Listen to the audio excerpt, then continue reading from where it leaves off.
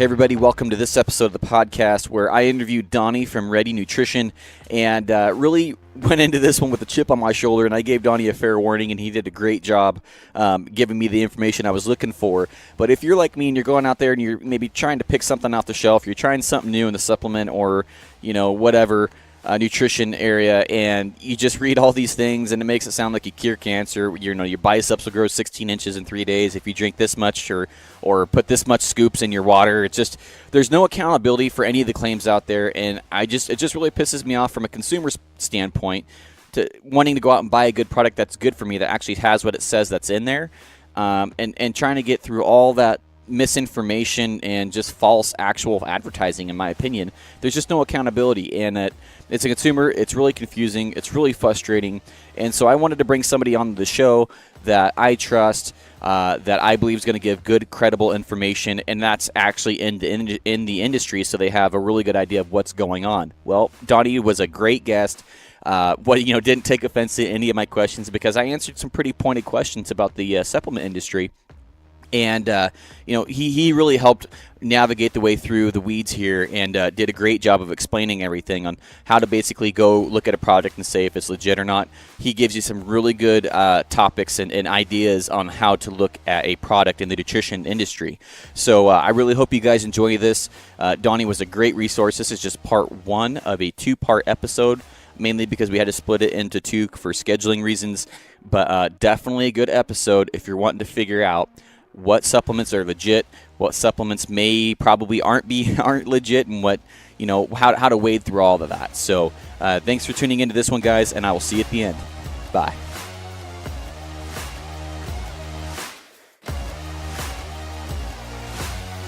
Oh, cool. Well, I'm totally fired up for having you on the show, man. I've been wanting to talk to somebody in the industry for a long time, and Bob talks highly of you, Bob Morgan. And so right. I was like, well, if Bob thinks he's a good guy, he's probably a good guy. I trust Bob a lot. So Bob and I are just old guys. So I don't know, man. You're more shredded than a Caesar salad. Dude, hardly. Dude, I'm 52 years old. You are? Yeah. Man, you're I have 4 granddaughters. Dude, man, you're jacked too. I mean, you're freaking. Well, I wish I could get to that point. I mean, it's just a matter of time and work ethic. That's all that is. I mean. It is. I mean, it's just consistency, perseverance. There's a lot involved in it. So yeah. Well, tell me, why don't we get an introduction here going on so guys know who I have on the show? Okay. My name's Donnie Howell. I'm the founder of Redy Nutrients. We do outdoor sports nutrition, high-end outdoor sports nutrition. We started about 5.5 years ago. A couple years ago, I brought on a partner, Mark Peterson, who is the co-host of Cabela's Instinct Outdoors. He's also the co-owner of WTA, Worldwide Trophy Adventures, and a few other Rusted Rooster Media and so on. So Mark and I work hand in hand. So it's fun. What we do is a riot. It's way more than just selling stuff, I promise you. Yeah, I didn't know you guys were partners. That's cool. Yeah. We keep that pretty, you know how that is. Yeah. So, right? How do you and Bob know each other? I met Bob. He kind of reached out to me, Chris through Elk Addicts reached out to me, which in turn got some product in Bob's hands. And Bob had just struggled with product over the years of finding things that weren't hard on his system. Right.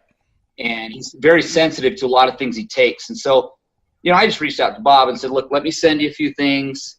You try them. If you like them, great. We'll work something out. If not, hey, there's, no harm, no foul. Mm-hmm. And so Bob and I started talking. We talked about ingredients and what he was trying to accomplish and what his goals were. And, it just kind of went from there. So Bob's become a really good friend. He's a heck of a good guy. So, yeah, well, the biggest reason I wanted to have somebody that I could trust with this conversation is because it just seems like the supplement industry, and I don't mean to offend you here anyway, and I wanted to ask you, we talked a little bit before this because I'm like, I don't know if I can ask these questions, but so I'm just going to go ahead and go for it. You can ask any. Okay, well, to me as a consumer and probably an average or even below average knowledge consumer when it comes to supplements, it just seems like there's a lot of really gimmicky crap out there that, there's this stuff going through my Instagram feed, and You know, I don't like the way that they're advertising. It's like this insane protein or something like that. And it was like, Yeah. I don't know about that crap. You know, like I don't know. And so my problem with the supplement industry, from my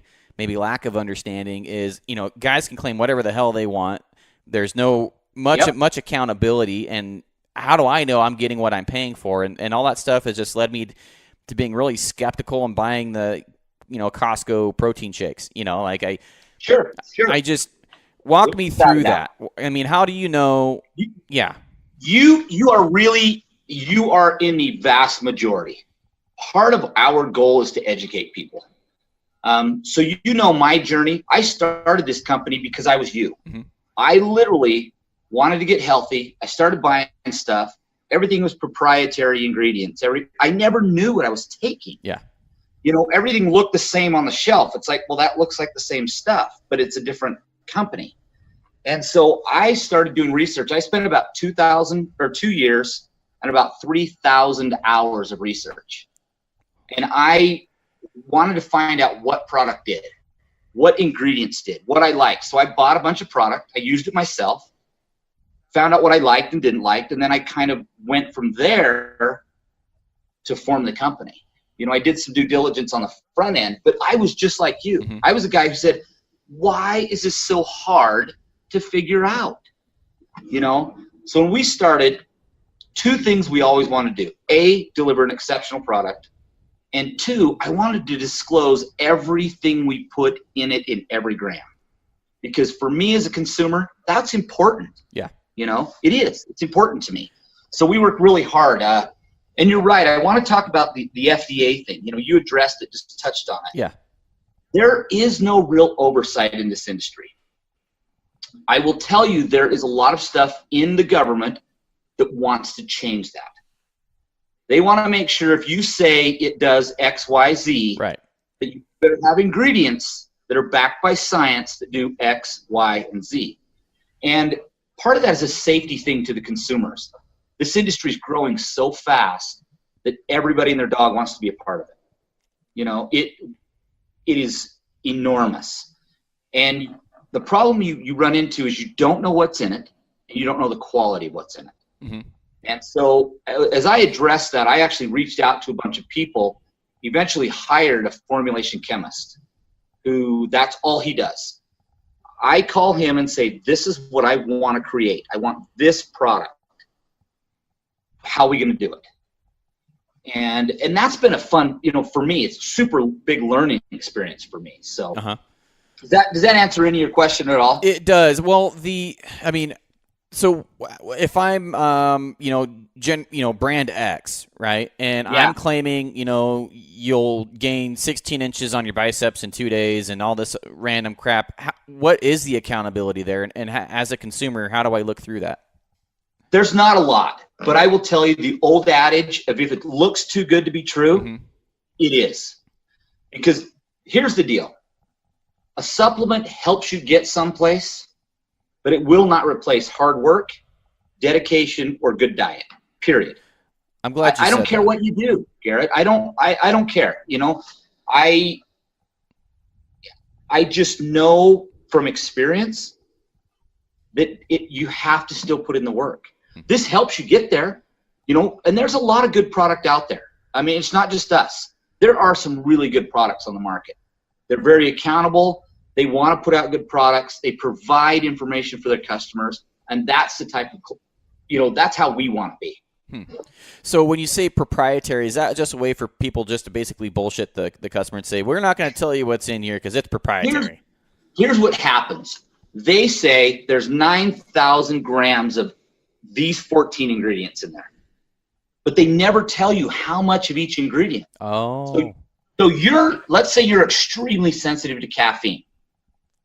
They never disclose how much caffeine's in there. You take a scoop, drink it, go to pre-workout, you're on the treadmill and feel like your heart's going to come out of your back of your head.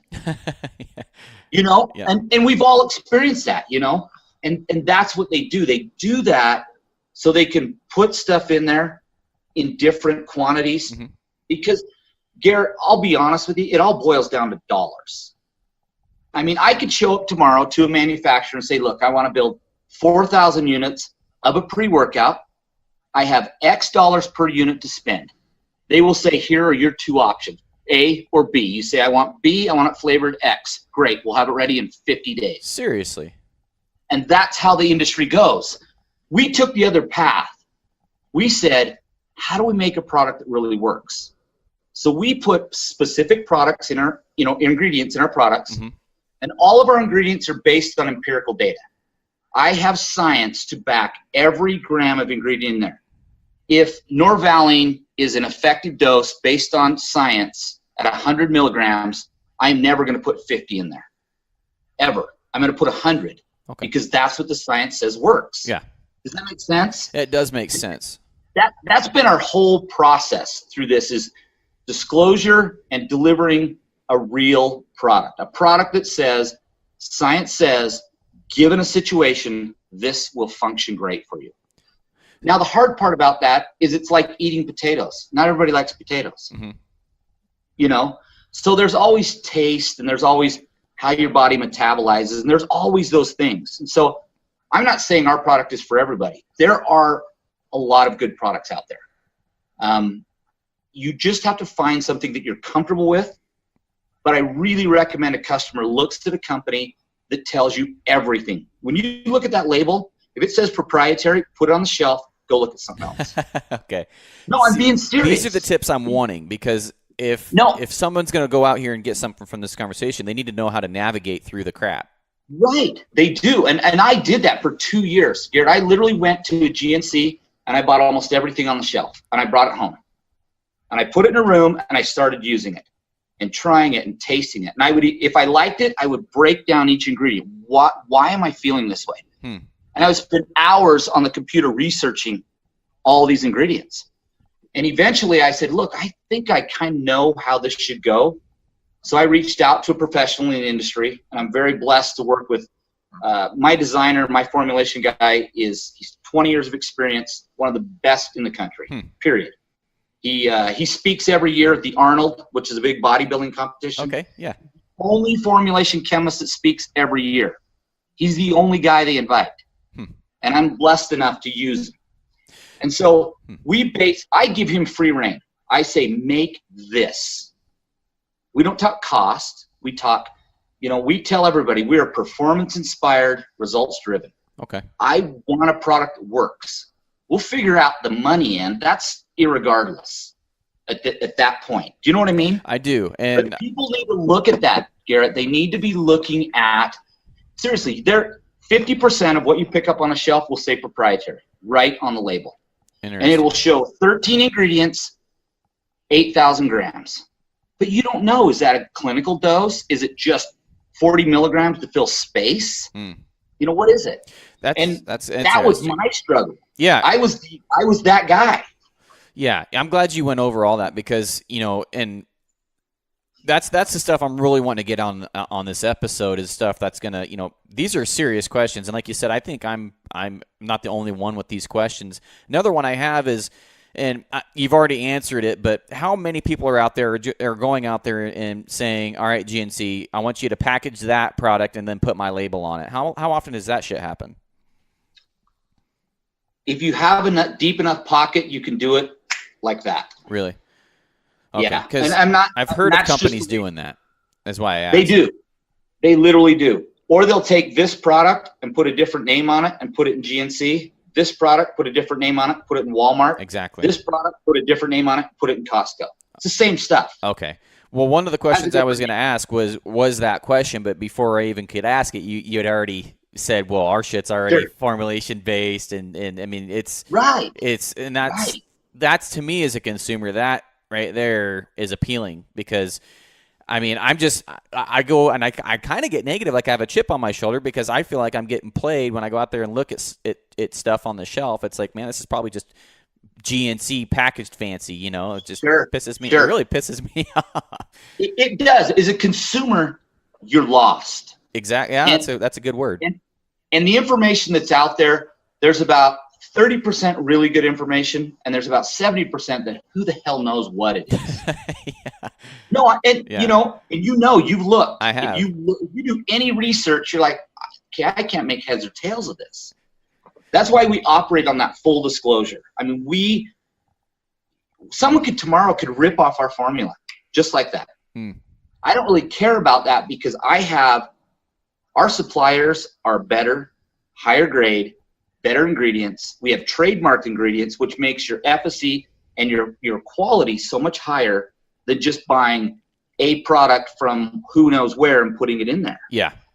That makes sense. I did have a patron. I told people I was going to have you on the show, so I did have a patron want to ask you a question. Is with all the outdoor supplements that are out there, how are you guys standing out and offering more than the other guys? And go ahead. Sorry. No, finish because I want to hear this whole question. Because knowing what and your answer has answered 90% of the stuff I was going to ask, because if yours is formulation and you have your own concoction or whatever, right, that kind of answers the question. But I was kind of he was wanting to know, because you have you got the wilderness athlete, you got the mountain ops, you got black or I don't know. There's a ton of them out there. Right. How does Redy, and it sounds like I don't know if those guys do the same thing as you, but and I don't expect you to talk bad about anybody else. I'm not trying to get you to do that. And I never will. You'll never hear that because everybody has their own goal. They have their own motivation in this industry. Mm-hmm. My motivation is simply to deliver a quality product at an affordable price. Mm-hmm. That's it. It's very simple. The thing that the consumer is going to struggle with in that situation, we design for the mountain first. I don't test in the gym. I test on the mountain because I know if it works on the mountain, it'll work in the gym. Now, here's the alternative. If it works in the gym, it may not work on the mountain. You can't put 450 milligrams of caffeine in a pre-workout and expect you to go to the mountain and be able to draw a bow and stay steady. That's a good point. It's impossible. That's a really good point. All of our performance stuff is done on the mountain. We usually take almost a year of testing, trial, formulation, flavoring to get a product out. I'm glad you said that because I've avoided taking pre-workouts on days that I'm going to go shoot my bow just because without a doubt. Yeah. Without a doubt. Yeah. And that makes really good sense. So I've got other questions and like I said, we can make this a two-parter and just make 2 episodes out of it. But ask away, baby. So as a guy that wants to bulk up and struggled my whole life and has done the protein thing, has done all this stuff, I could ask you about workouts and stuff, but done the heavy weights, if you want to bulk up, go heavy. And then I've heard, well, it's time under stress. There's so much information out there. Can you elaborate on protein and maybe getting a little bit bigger? The biggest thing if you want to gain muscle is it's calorie based. That's the bottom line. If you don't feed your muscle will never grow. The next part of that is if you don't put your muscle under stress, your muscle will never grow. So if I have 3 months out of the year, I try to put a little weight on. The other 9 months out of the year, I'm usually in kind of stay lean because during hunting, I want to be lean. I want to be fast and fit, period. And so in that process, I eat differently those times a year. My calories during the winter are much higher than they are from, let's say, March through September. Very different. So you're putting on muscle and bulking up in the winter is what you're saying. Yeah, I generally try to put my weight on. So maybe I try to gain. And look, in 5 months, I might only gain 4 pounds of muscle. You know what I mean? Yeah. If you realize how much work it took to gain 4 pounds of muscle. Oh, I know. especially at my age. Yeah. It's like, oh my gosh. Yeah. But the trick with that is you've got to eat calories. People try to do 2 things. They try to diet and bulk. This guy. And that doesn't exist. Right. It doesn't exist. I'm that. You've got to be putting a bunch of good quality products, so your proteins need to be high. Your carbs need to be high. Your fats need to be moderate. But they need to be up there. You don't want to be eating 2,200 calories a day. Right. Because you're not going to do anything. You're burning 2,200 calories a day times 2. So how can you gain muscle? You know, so you've got to increase that calorie intake, but you can't do it just by beer and pizza. Yeah. I can't believe you said pizza. Those are my favorite. I just said that's my favorite. Right? I mean, like beer and pizza is my favorite. How dare you? Hey, and I'm the guy. I'm here to tell you, I cheat, and I cheat when I want to. If I want pizza, I eat it because I know I'm going to work hard enough the next day that it doesn't matter. It's okay. You know, we get caught up in that word diet, and that is the worst word ever invented by man. Because no matter how you eat, Garrett, let's be honest. If you eat crappy and all you eat is fast food and whatnot, that's a diet. It's just not a good diet. That's a good point. If you eat all vegetables, that's a diet. If you eat all proteins, they're all diets. It's all in how you look at the perspective of what that is. Does that make any sense? It does make sense, and that leads me to another question that you kind of already hit on. You're beating me to the punch on these, man. Your answers Sorry, are brother. Your answers are too good. I apologize. So I've never had a problem with this, but looking at you, and you say that you kind of go leaner towards hunting season. You know, it takes a lot of blood and a lot of energy to feed muscle when you're wanting to use it on the mountain. It does. So at what point are you too much muscle that you're going to be weighing, you know, what's the balance there?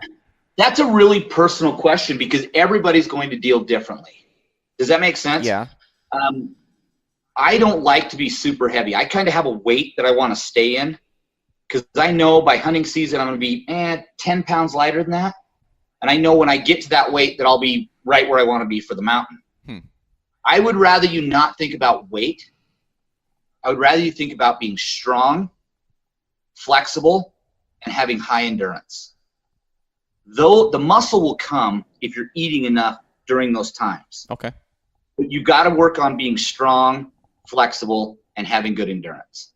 Because when I'm on the mountain, I might be ripped, but if that doesn't help me, there's zero benefit for me in that. Zero. I train so I can hunt like an animal. I hunt with some crazy guys. They're hardcore. And they're all 20 years younger than me. Really? And so, I have to be in tip-top shape to be able to keep up with those guys. I mean, some of the guys I hunt with are just nutcases, man. I mean, they are. They'll walk me 15, 18 miles a day with a 50-pound pack on. That is a lot. Holy smokes. It is. It's crazy. And if you're not, a part of that goes back to that training, you talk about what's the balance.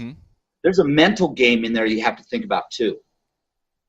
You need to kind of play with where do I feel best? Because if you feel better, lighter, why would you change that? That's a good point. I know everybody wants to be a little muscular, and that's great. But you should operate in the mode that you feel best at. When do you feel most efficient? When do you feel like a killer on the mountain? And that's what I operate in. When do I know I can go all day? I've got enough stores that I can burn a bunch of calories and refuel a bulk of that, through the day. But I need to be efficient on the mountain. That makes a lot of sense. For me, I've been, last year I've been training. I've been going to the gym 4 or 5 days a week, and then I'll take 2 months off when I get too big. Like hunting season, I'm not hitting the gym during hunting season. I'm hunting. Right. And after hunting, like you got Thanksgiving, Christmas, and I just say screw it. I do. I take 2 months of that 2 to 3 months out of the year. I worry zero about what I eat. Same here. Well, I still go work out, but I concentrate on I eat, and I enjoy that time of year. Because if you operate in everything's restrictive, it's not healthy for your brain. Let's be honest, right? It's not. You need to say, look, I'm going to eat, but I'm going to work hard so that food can benefit me. Makes sense. Yeah, see, I didn't go to the gym along with eating bad. So I gained like 6 pounds over the last 2 months. And it's not in muscle, I can tell you that.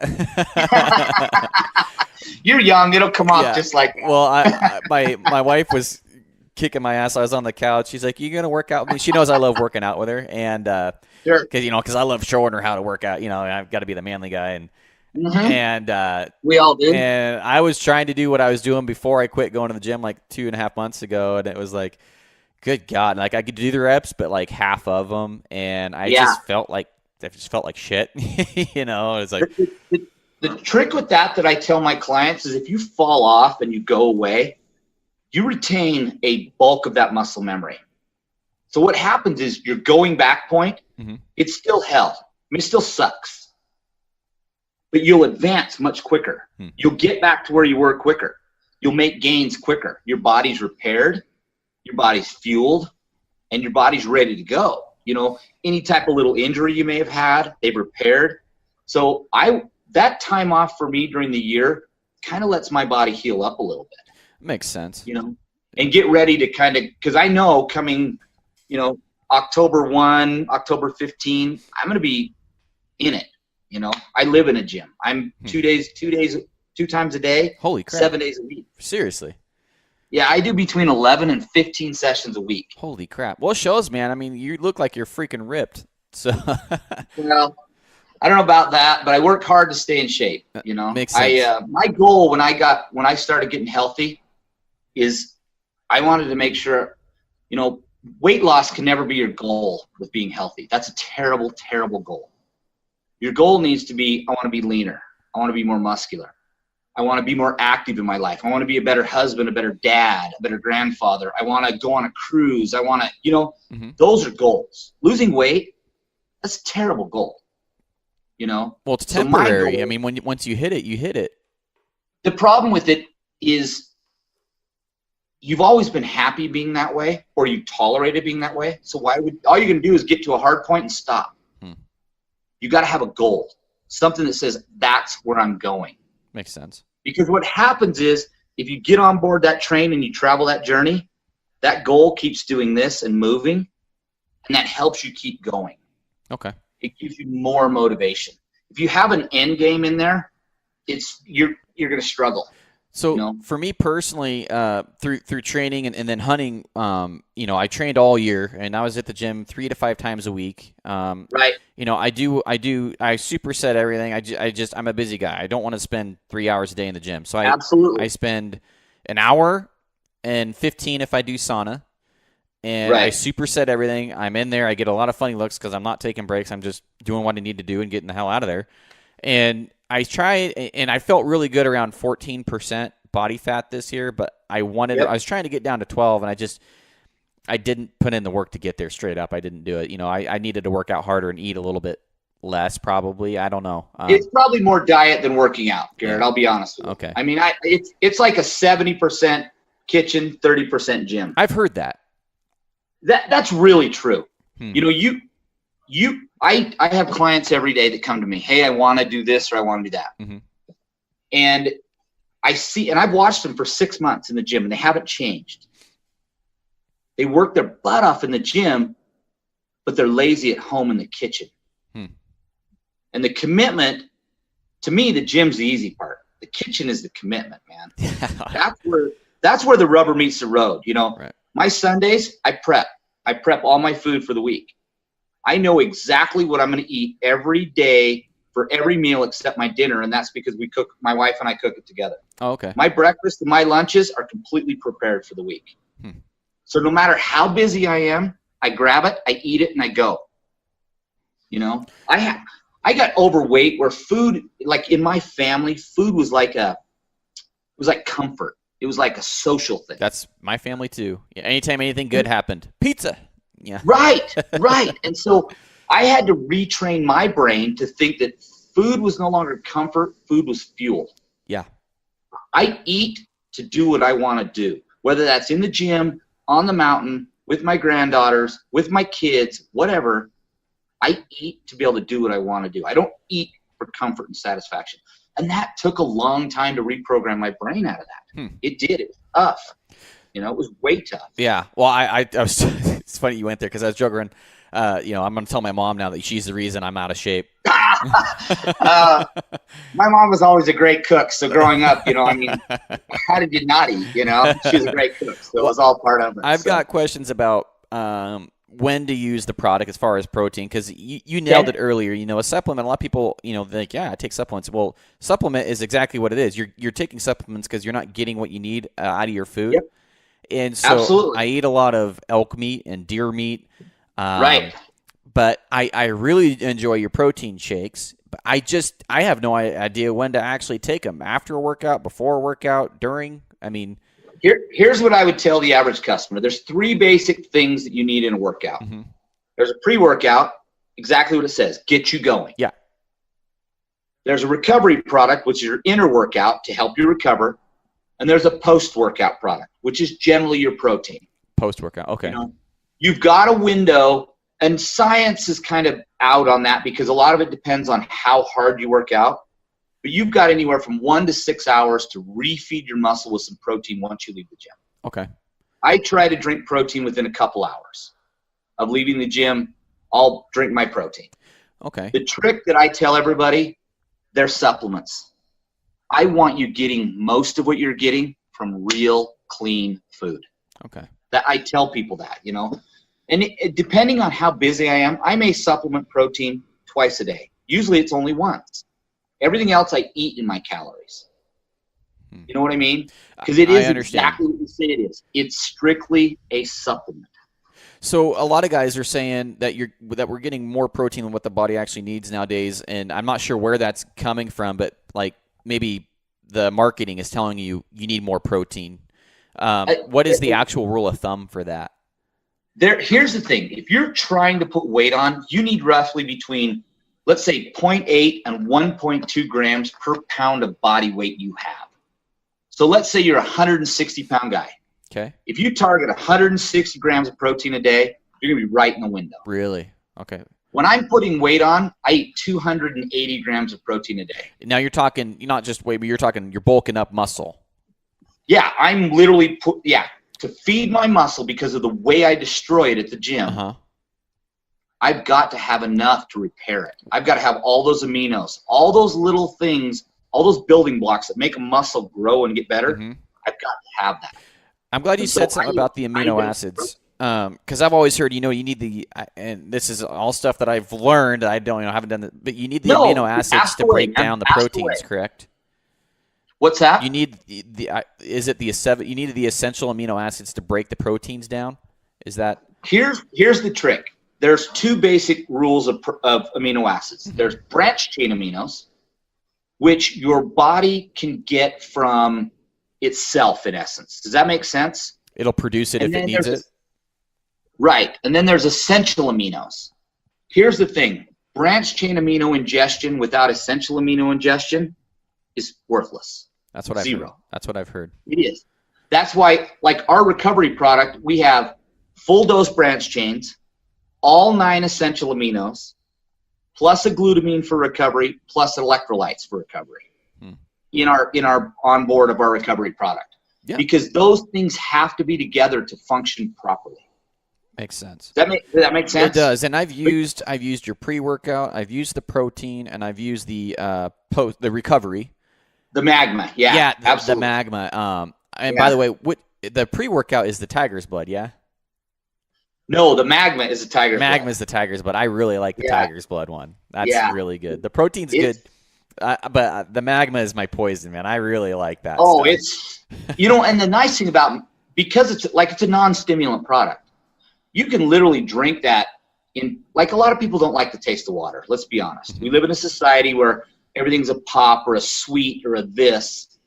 You can drink that magma with a little bit in there with your water all day, and it's never going to hurt you. Mm-hmm.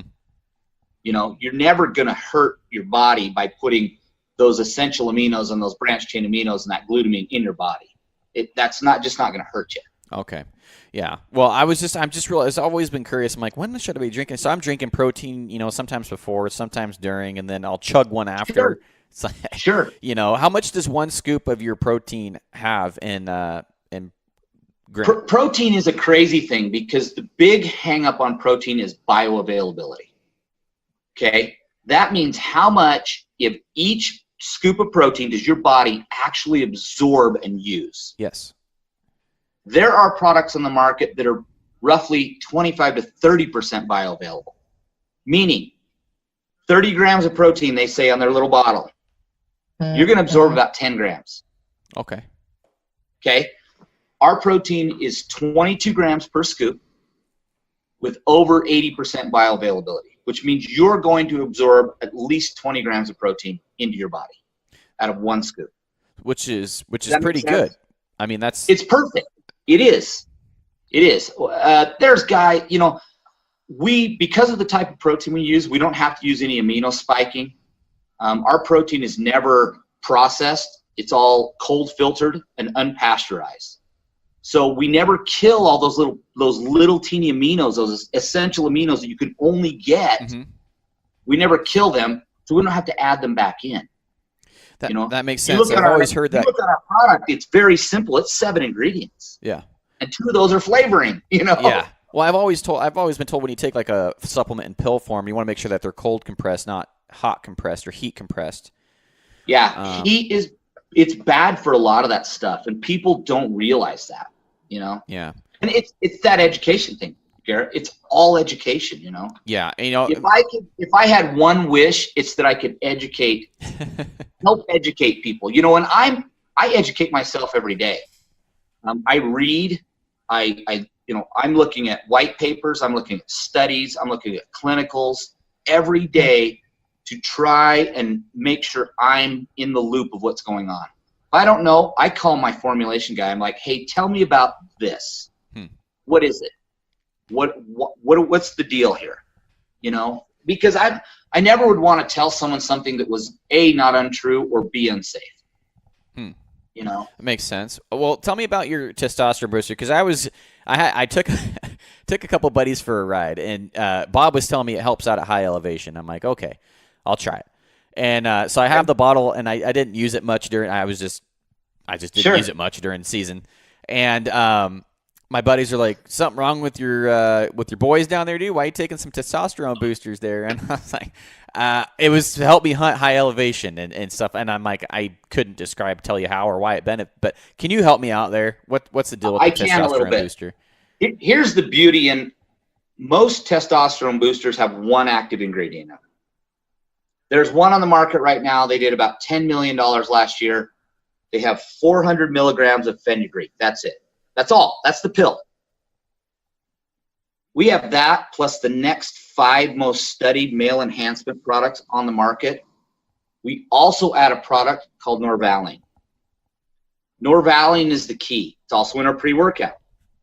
That allows you, it's a nitric oxide buffer. So when your body is going and pushing, and your muscle gets full and you're tight and you're like, you create an enzyme you release in your body that stops that nitric oxide production. Norvaline, and this study was done at Texas Tech, and it's a super valid study. It's an exceptional example of real clinicals. Mm-hmm. They show 45 to 55% more nitric oxide production out of your body. What that means is your vasodilation, your vessels, every muscle in your body is getting more oxygen. It's getting more nutrients. Oh. So your ability to push harder at an elevation where you're oxygen starved already is so much higher than a normal level. And that's why it functions that way. Oh. Okay. It was never designed for that, but we've seen the results through using it like that. So would that help with elevation sickness then? I would not want to speak to that, to be honest with you. Okay. We have a product we're working on for that. Okay. That is designed around, we have a lot of West Coast clients with Mark's partnership with WTA that come from, Oklahoma to hunt at 10,000 feet. Well, the first 2 days are like going to hell for those guys. Yeah. They hate it. And we're working on a product. Basically, they could start 2 weeks before they get here. By the time they get there, their body's ability to adapt to the elevation, it has a lot to do with VOX exchange, with your volume of oxygen. You can get your body to breathe in and move into your blood cycle. We're working on a product with that, which is super exciting. Would that be like a VO2 max training with the mask or whatever they call it, kind of? Similar. I've never done that. I see guys doing it all the time. I've got buddies that do it, but I don't know. I'm out on it, Garrett. I'll be honest with you. Because I haven't done it, I can't base anything on it. I have a hard time seeing efficacy in just restricting your oxygen flow. Because what happens when you're at altitude, you're not restricting your flow, you're decreasing the physical amount of oxygen that's in the air. Does that make sense? That makes sense. Your volume of oxygen that's in per cubic meter is far lower than it is at 3,000 feet. And so your body needs to be able to process it more efficiently, not just learn how to live without it. Okay. So do you listen to the Joe Rogan podcast at all? With every day. I say everybody does. I love you. So I'm going to be going to an area here. John Jones, the whole thing with the John Jones thing absolutely. About he had first of it was the dick pills, and then there's steroids in this supplement. So how do you guys prevent contaminants from, say, other supplements? Or is there any way that you guys control that, or any testing? Our facility, I rely on our facility to do that. Our manufacturer is fully FDA compliant. Mm-hmm. So they have to have FDA certification, ISO 9001 certification. The FDA checks them periodically. I pay literally to take products, every so many products that come off the line, mm-hmm. I pay for them to pull it and test it. Really? Checking efficacy, checking contaminants, checking ingredients, so that I know that when it goes out the door, that I don't have to worry about it. And that costs us quite a bit of money to do, but it's one of those peace of mind things, Right. Well, as somebody that's a consumer, that for me would be it is a selling point, because I want to know that I'm getting what I'm paying for, and second of all, there's not, cut up cocaine and steroids and dick pills in my, supplement. And there's a company out there, Garrett. I'm going to give you an example. There's a company out there that uses a high dose of niacin in their pre-workout. They have literally sold 100 million units of that product. Holy crap. The only reason it works is it doesn't work. All it does is you basically give you an overdose of niacin, so you feel like something's happening, so you go to the gym. That's it, with a bunch of caffeine in it. So it's almost like a placebo with I don't know. It's placebo with an effect. Yeah, that's what I was saying. It's like placebo with caffeine. right, it is. It's silly. So and we want to avoid that. So we pull product off the line as it's coming off, and we have it tested. Make sure we're within a guideline. That guideline is what the FDA says, hey, you need to be, and that's not a 0% window. Mm-hmm. But that's saying there's no contaminants, there's no metal, there's no alternative substances in there. Mm-hmm. Everything that you say is in there was within guideline, and so on. Okay. Well, I know part of that is working with a reputable manufacturer. Well, yeah, that makes sense. Basically not cutting corners is what it sounds like. It's not a cheap industry to be in. You better be committed to get in this industry. Yeah.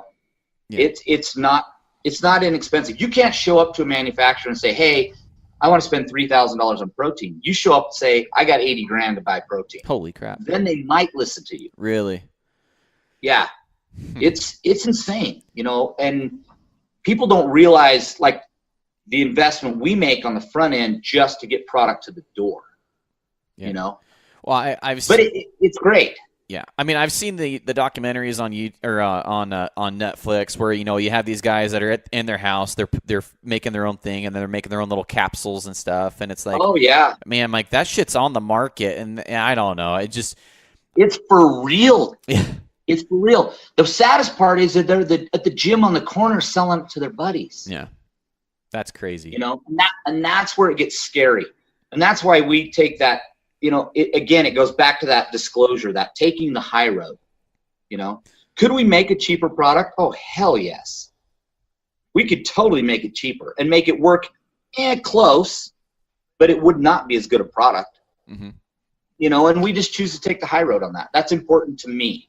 So are you also a personal trainer then too, Donnie?